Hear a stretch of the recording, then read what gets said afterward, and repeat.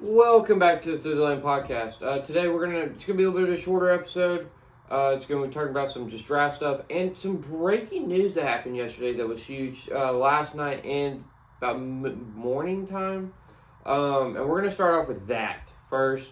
There will not be an episode most likely next week unless what happened yesterday happens next week. I wasn't gonna create an episode today, but with what happened with the Kings, I decided to come out with an episode.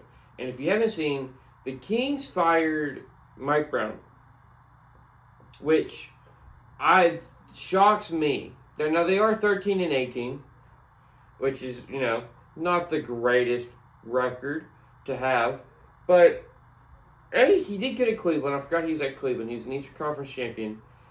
His first year at Sacramento, 48-34, then 46-36. This year, 13-18. It's not great. The only knock I have on Mike Brown is the lack of development from Keegan Murray. I mean, this year he's averaging 12.1 points. It's almost like he's regressed. His three-point shooting has gotten worse.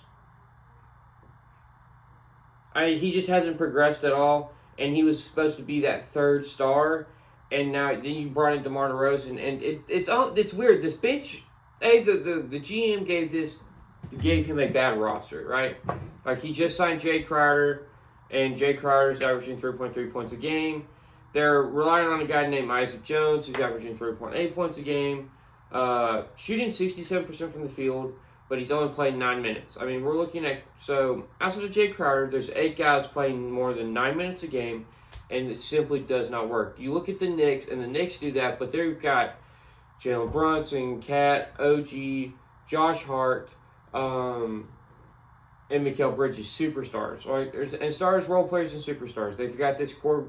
They got guys that also play college basketball together. This group you look at here, yes, you've got 3 20-point per game scorers in Malik Monk, but you took Malik Monk from the bench to the starting lineup because you did not like what Kevin Huerter or Keon Ellis was bringing you, which I don't like. I think you should have kept Huerter or Ellis there. Ellis brings better defense. He's actually shooting the 3 better this year, so why not you roll him out there? And then Malik Monk bring that spark off the bench, but you decide against that, right? For whatever reason, you put Malik Monk in the starting lineup because Keegan Murray's not doing that well. I mean, he's shooting 42% from the field and pretty much 30% from 3. 12 points a game, not that good. Domantas Sabonis is having a fantastic year, 21 points, 13.5 rebounds. And then De'Aaron Fox doing De'Aaron Fox things. And then DeMar DeRozan, I mean, 21 points on 48% shooting percentage is good. I think that might be better than last year. No, it's a decrease, but I mean, he's viewed as the number 3 star. And yet this team has gotten worse. I mean, you brought in DeMar DeRozan, who is a 6-time All-Star, and you've gotten worse. It makes no sense to me. And this team was kind of in a weird place already because everything was contingent on the development of Keegan Murray, and Keegan Murray hasn't developed, and really that's the one thing you place on Mike Brown. This has been one of the better defensive teams in and out. They've had some guys like Trey Lyles do well. Last year, there's always been one or two guys that kind of surprise you off the bench. Chetzi Metu was a guy for a bit. I mean, Davion Mitchell was solid for them off the bench. They traded him to Toronto. They had Harrison Barnes, and I think Harrison Barnes' impact more respect needs to get put on it because he's now on the Spurs team. The Spurs are really good. But outside of that, I mean, JaVale McGee was solid. Not with the team anymore. Sasha, I'm just going to call him Sasha. I liked him last year. He's now back over in Europe. But, I mean, he was a good stretch big. And they went all in to try to bring in a star. Missed, and so they signed DeMar DeRozan, right? And that looked good. I mean, DeMar's your 3rd star. How can you hate that? Well, the issue is you lack a bench. I mean, Devin Carter being out has hurt. But you have no depth at all. And you bring in Jay Crowder, and he's older. I mean, he's what, 35? 34. And it's just, he's not shooting the ball well. Defense isn't what it once was. I mean, Trey Lyles is good, 6.1 points off the bench. Keon Ellis is more efficient than he was last year. But again, you're looking at 8 guys, and you have 3 coming off the bench, getting over 10 minutes a game. It just doesn't look good. There's not much defense. The bench means so much, and it's so poorly conducted that it's just the Doug McDermott, addition has not worked out well. 42% from the field. He shoots the 3 well, but that's about it. Jordan McLaughlin has not done much. Alex Lynn has not done much. Colby Jones not giving you much at all. So you're looking at this Isaac Jones kid, and you're like, well, maybe we promote him. But again, he's not blowing the doors off. So this is a team that just did not develop, right? When Keegan got there, they did good, and they made that run. And you're like, okay, this team's got hope. Well, Keegan kind of developed. Simontis got better. De'Aaron Fox got better. You found Keon Ellis. You brought in Malik Monk. Or Malik Monk, took another step forward. But this year they haven't taken a step forward. Actually, they've taken a step back. And with Kevin Carter not being there, and their first round pick missing him, it just hasn't looked good. They canned him. I think it was a terrible decision to can Mike Brown. This team, though, needs to be blown up. Them, the Bulls, and the Trailblazers, all 3 are teams that are going to be massive sellers, I believe. De'Aaron Fox, it's rumored that the Spurs want him, and I see why. You put De'Aaron Fox with Wembanyama, that's crazy. But you still have Stephon Castle, who's, yes, very inefficient, but looks great. A lot of potential there. A lot of potential. DeMar DeRozan will find a home. You will figure out a team. If I'm the Warriors, I'm calling up for DeMar DeRozan.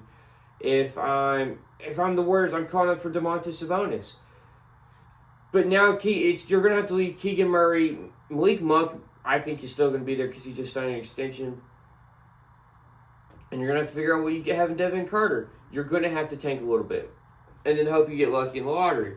Because this team is not built well. It's so poorly built. They went from... this was a good team 2 years ago. Yeah, they had Chetty Metu, Casey Opala, Rashawn Holmes, Terrence Davis. They had some dogs that came off the bench, and they just let them go. Metu, 5 points off the bench on solid efficiency. Terrence Davis, 7 points off the bench. Opala didn't do much offensively. Keon Ellis did not develop yet. But it was a solid squad. You had Rashawn Holmes, who was the former starting center. And it's just gone downhill quick. In a hurry. Again, we heard this, I think, the year Mike Brown got there. And the De'Aaron Fox isn't happy, and he kind of wants out. He wants to win. And it's like, now, beforehand, you can make the argument, okay, well, what have you done?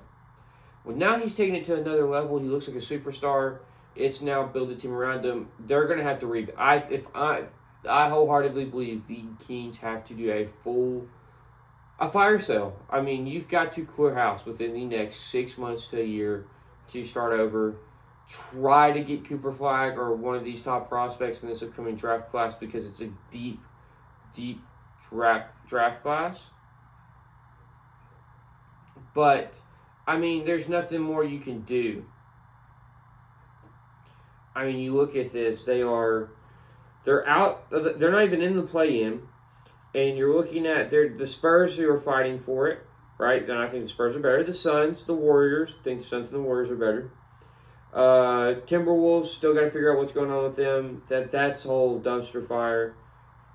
You're really hoping that one of those teams fall back. And at some point, the Pelicans are going to get it together, so they're going to be coming. So you've really got 2 teams that are worse than you, and that's the Trailblazers and the Jazz. So you've got to start tanking at some point. And you still can land a top pick.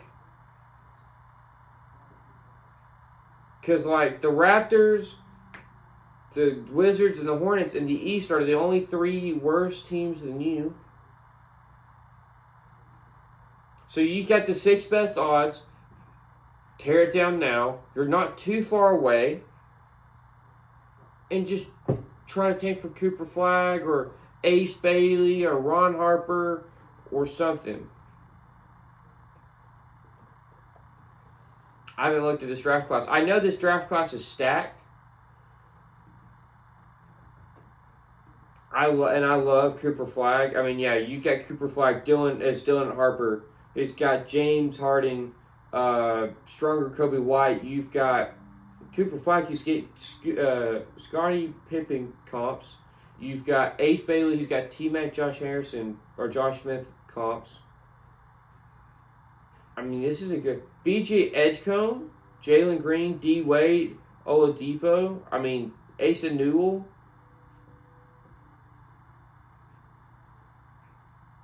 I mean, there's a few guys on this that I'm like sold on.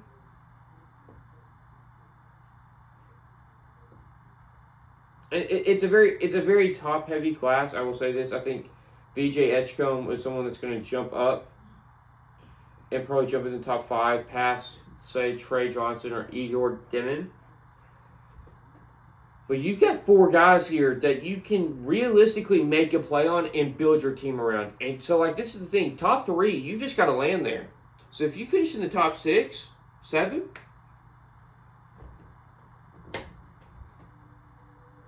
like, it's there. The possibility is there. But I just don't. I think in firing Mike Brown, you just extended him. You don't extend him if you don't have this level of confidence in him. You feel like he's the future. But then you fire him. It's believed that there was some issues between him and De'Aaron Fox, and so they believe they want De'Aaron Fox to stay. The issue is, and this has always been the Kings' thing, they're about to go back to purgatory. At some point, you've got to just rip this thing apart and start all over, and find a superstar kid that's super talented, like you did with De'Aaron Fox, and build back around him, because it's just not worked out well. They kind of the Domantas Sabonis trade has worked out even because Tyrese Halliburton's having a bad year this year. I mean, really bad. But I mean, where they take De'Aaron Fox at? They got with the 5th pick. Yeah, you can build back around him. But I mean, this isn't a good team. De'Aaron Fox is a superstar. And I think you got to trade him. You'll get a haul for him if you trade him to the Spurs. Let me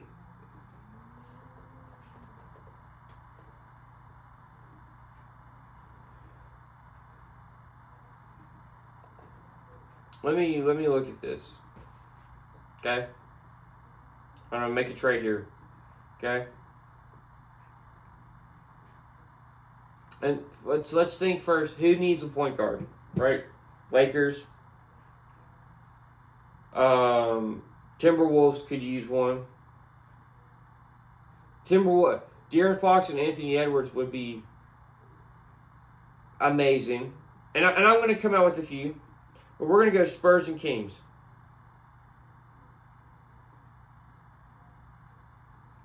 All right? Okay? I say you give them, and maybe you punt on Stephon Castle. Right? But we're going to do De'Aaron Fox, trade to Spurs. So you got to match the money, right? You've got to match the money. So first off, Zach Collins has got to go. Charles Bassey looks better, right? First off, you're going to do, I think you give up the Atlanta pick. Do lottery protected. You give up your first round pick, top 10 protected.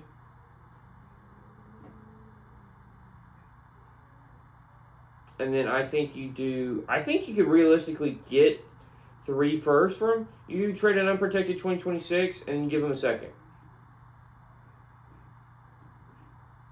Right? Okay, now we need a young guy. Malachi Branham, gone. Right? He's not found his way with the team. He's been passed by Stephon Castle. So you're looking at this, and it's De'Aaron Fox for Zach Collins, Malachi Branham, 3 firsts and a second.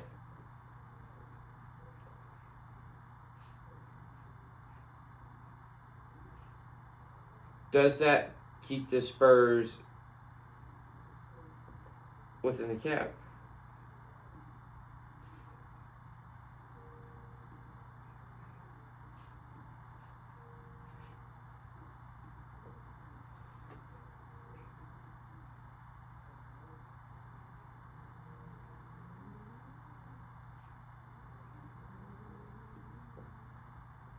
So we're $7.3 million over. What about Blake Wesley? He's not making enough. So we've got to find someone here that is making a lot of money. And Harrison Barnes, I'm starting to look at it. It's a 2-year deal. You know who I could see honestly getting traded? It's Keldon Johnson. Then you take away a second. And you take away that's 2026 first. You get 2 firsts, Keldon Johnson, Malik Branham, and Zach Collins. Actually, I think there's a second involved. That's too light. That's a slight on him. You give him a second. You give him 2 seconds.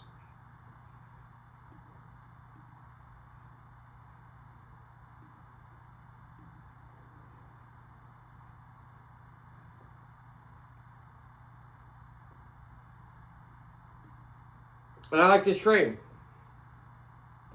So the way I have it done is De'Aaron Fox goes from the Spurs, or from the Kings to the Spurs. The Spurs give up Keldon Johnson, Zach Collins, Malik Branham, 2 firsts. They're both protected, but it's this year's top 10 protected. I don't think the Spurs are going to be in the top 10. Then you've got the Atlanta's lottery protected first, and then you've got this year's second rounder and another second rounder. I like this trade. Personally, I like this trade. Do I think they could probably squeeze out another first? Yes. And I think you'd be an unprotected first. But I like it. I like this trade. I think it's good.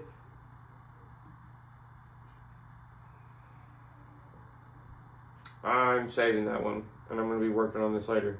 But you see where I'm going at with that. Now, I've ran way too long on this segment. We're going to do NFL risers, and I've been talking about this with some people, and it's interesting where it's at. We're in a draft where there's only 2 top quarterbacks, but usually someone talks yourself into the third, right? Who's the third quarterback in this class? And I've got 3 candidates. I've got 3 guys. One's was not on my. No, he is on it. My NFL draft prospects rankings, and I'm going to do a top 150 here soon.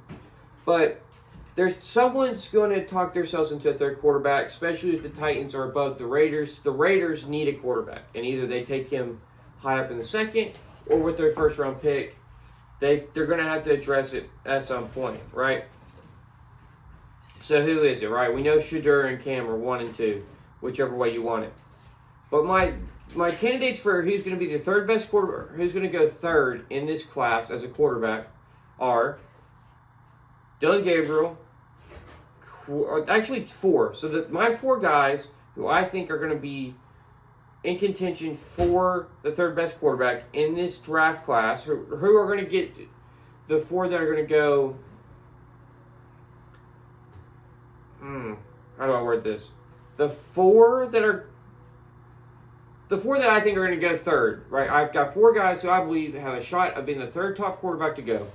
And that is Carson Beck, Kyle McCord, Milroe, and Dillon Gabriel. I think Quinn Ewers transfers out and comes back another year. Carson Beck has declared this morning that he is going to the NFL. So now I have between Dillon Gabriel, Carson Beck, Kyle McCord, Jalen Milroe. I was going to take Carson Beck out of this, but he declared, so I'm going to put him in this. And I'm going to explain why, right? And 2 of these guys are high floors, low ceilings. One of these guys is very wild. We don't know. It has a high ceiling and a high floor. And then one of these guys has a low ceiling, high floor. And we're going to start off with the 2 high floor ones.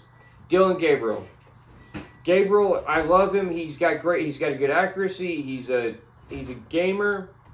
The only issue is He's a little bit smaller. It's his size. He's 5'11", 6 foot, depending who you look at. He's a little bit older, but I think he has a chance to be the Bo Nix of the group. Puts up great stats. You love what he sees. Great high QBR, completion percentage. He completed 73% of his passes.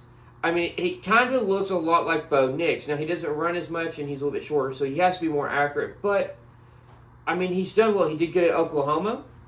UCF, he did really good at his sophomore season. 32 touchdowns, 4 interceptions. This year, he's got 28 and 6.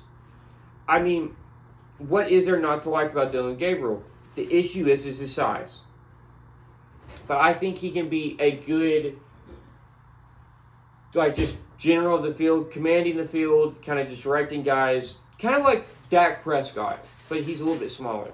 Okay? The second one is Kyle McCord. And we saw last night of what he can do. 4 touchdowns. Now, yes, of course, that's, against a lesser team. But, I mean, he's done this all year.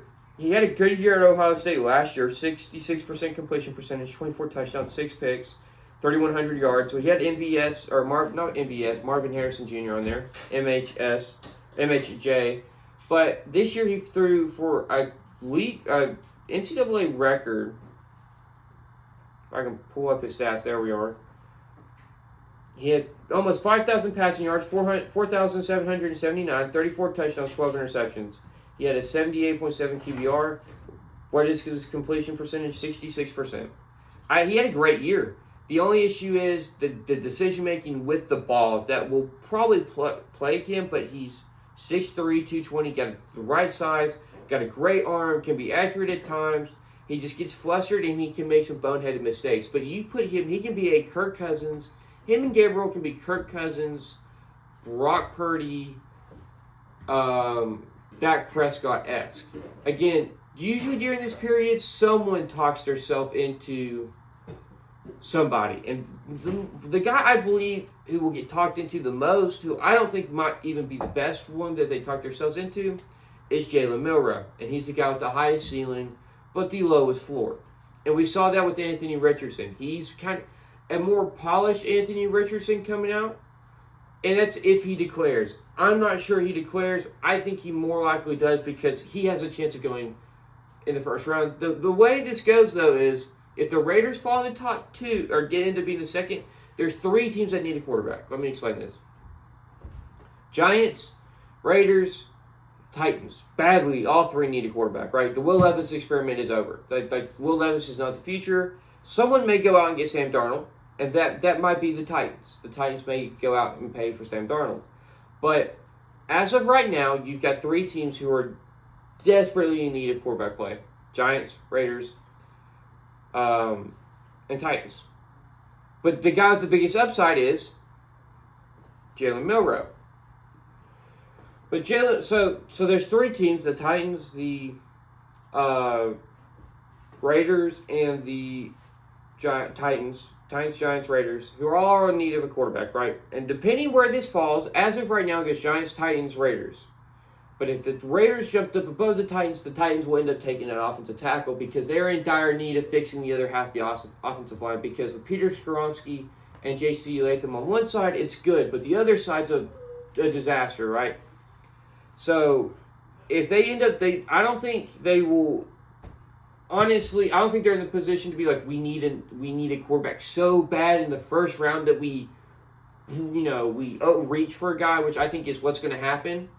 But if they end up being the second team and the Raiders end up being the third, there's going to be a reach.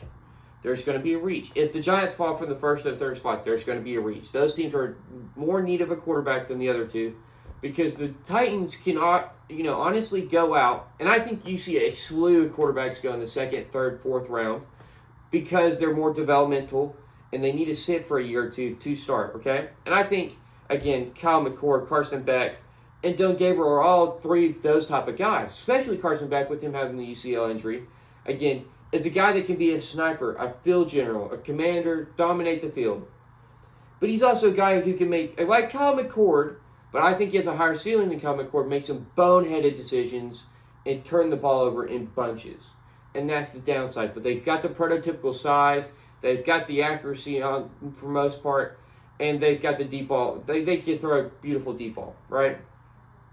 I mean, Kyle McCord's had multiple games where he's thrown like 3 to 5 touchdowns in a game, and then Carson Beck last year, I mean, we're mostly going off 2023, had a fantastic season, and this year he did as well at times. But Jalen Milroe, back to him. He has an Anthony Richardson build, but I think he's more polished. I don't think we'll see him be 47 completion percentage and it be 10 of 23 for 150 yards and then him run for 80. I think we're seeing like 55%, but turnovers. The thing with Jalen Milroe is he turns the ball over a lot and he'll get flustered. But his legs, he's so polished. I mean, against Georgia in the first quarter, I think he had over 100 yards passing and 100 yards rushing. Like that right there, he was going to be like maybe the top overall quarterback because you can see what he does. But he plays South Carolina and who else they lose to?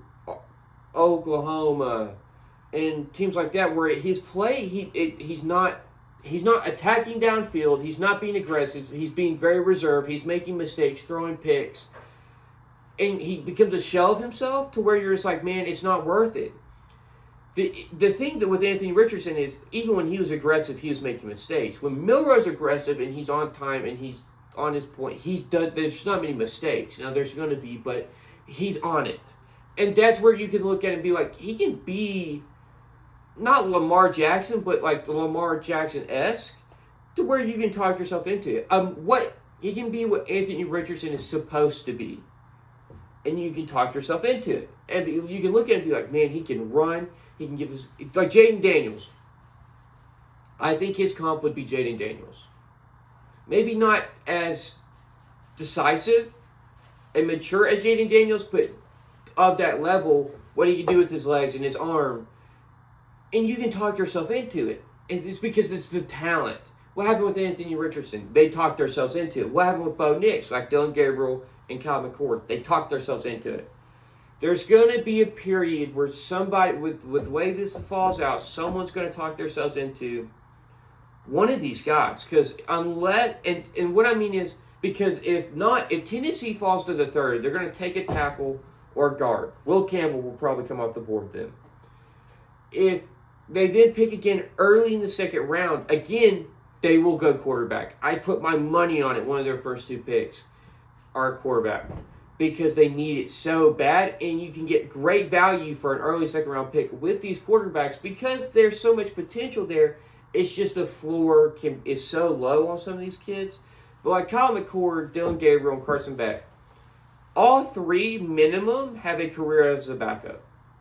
The issue with Dillon Gabriel is his size, so he's got to be even more accurate. The issue with Carson Beck and Kyle McCord are the turnovers.